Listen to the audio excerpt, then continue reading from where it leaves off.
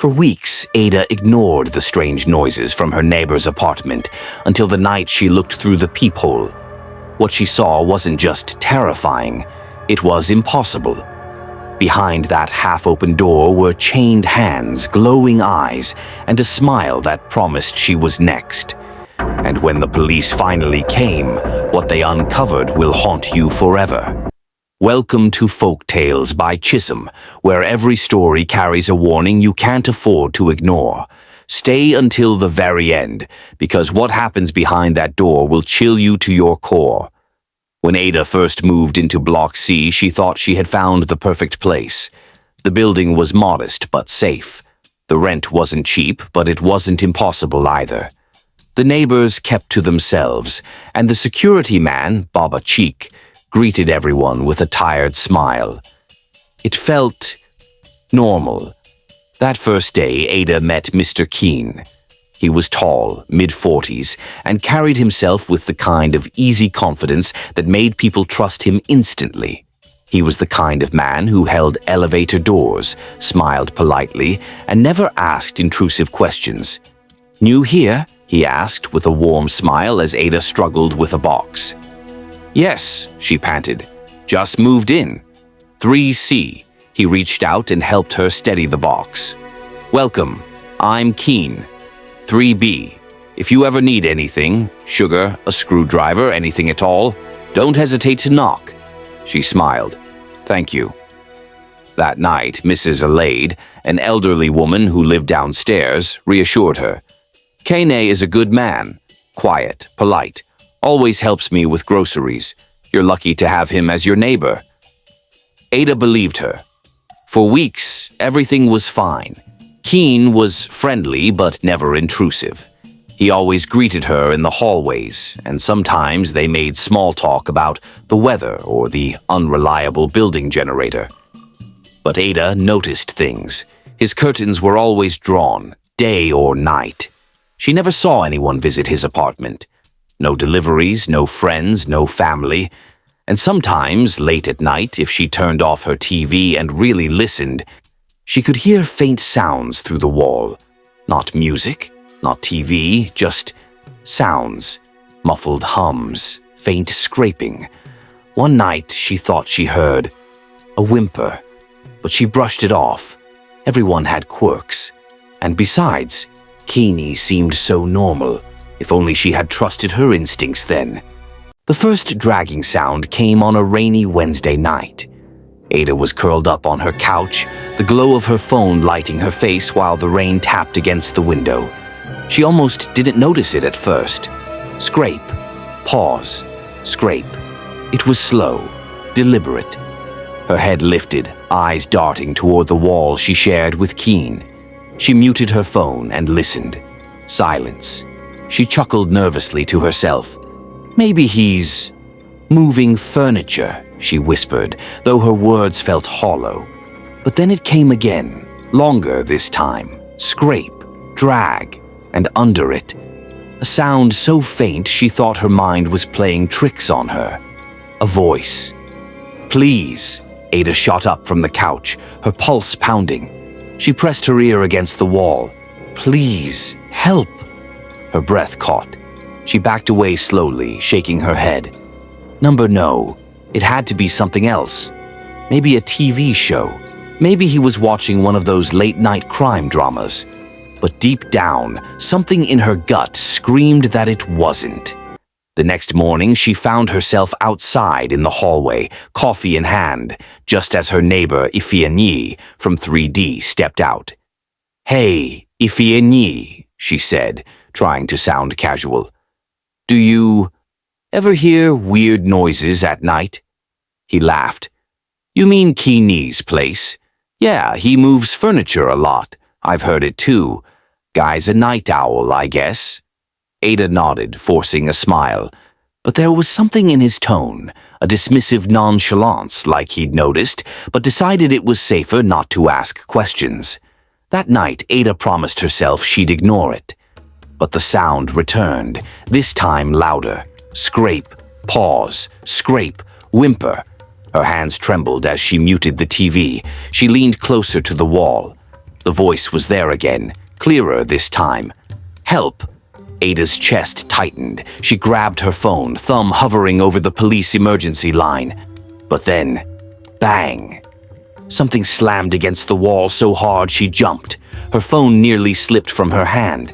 Silence followed. Ada stood there, frozen, heart hammering against her ribs. And then, footsteps. Slow, heavy, deliberate. They moved closer to the wall, and then stopped.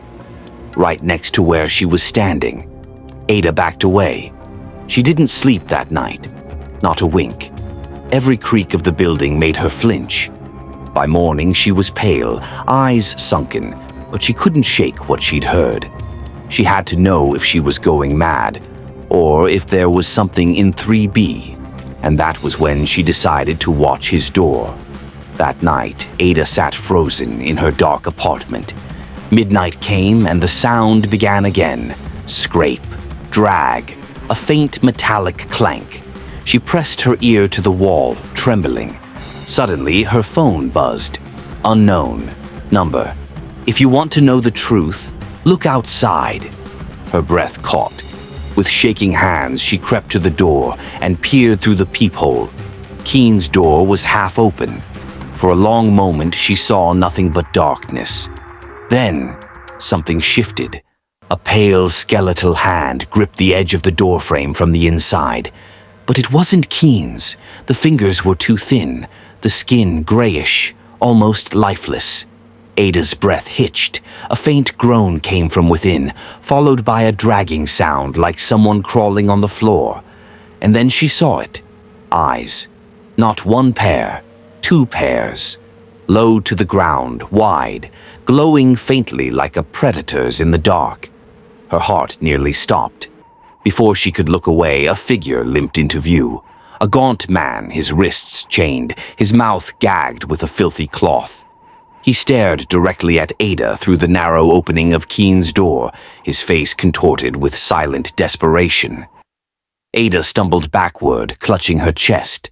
She wanted to scream, but no sound came out.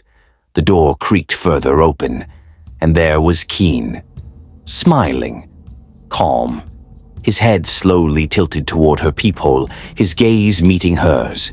Then, with deliberate slowness, he raised a single finger to his lips. Shh. The door closed.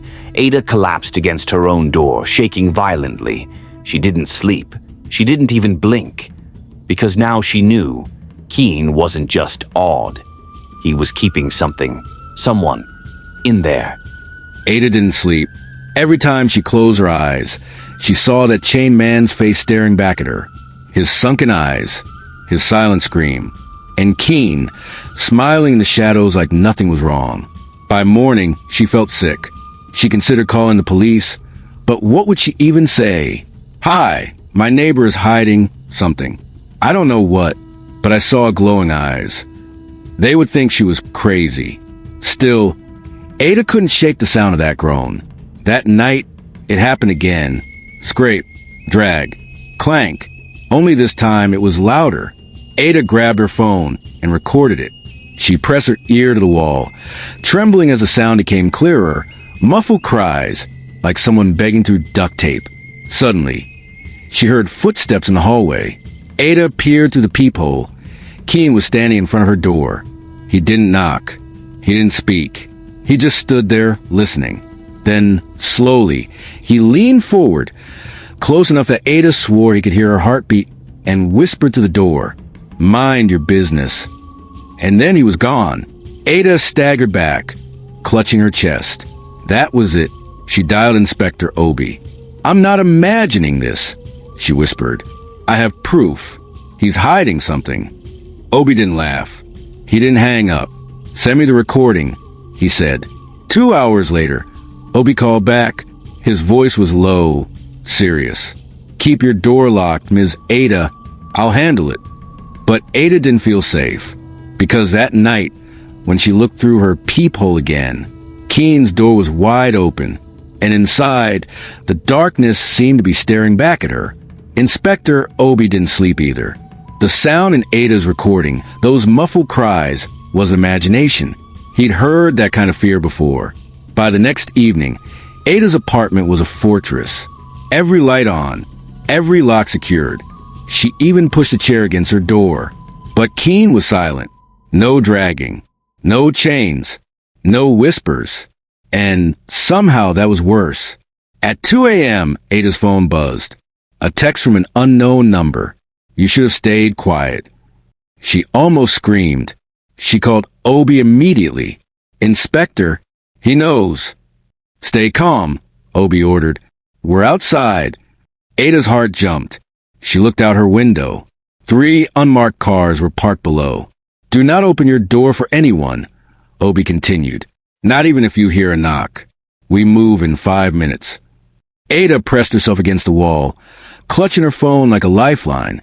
And then, bang. Kene's door slammed shut, hard enough to shake the hallway. Ada's lights flickered. From her peephole, she saw movement. Shadows darting inside his apartment, and then silence. The officers moved in. Go, go, go, Obi shouted. They kicked Kene's door down.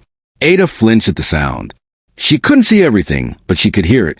The boots, the shouting, the crash of furniture. And then the words that froze her blood. Sir, you need to see this. Ada's hand trembled against her door. She wanted to look. She wanted to run. And then Inspector Obi's voice cut through the chaos. Oh my God! That was the last thing she heard before everything went quiet. Dead quiet. She didn't know it yet, but what they were about to uncover would haunt her forever. When Inspector Obi and his team stormed Kene's apartment that night, Ada watched through her peephole, barely breathing. The officers broke down the door and flooded the apartment with flashlights.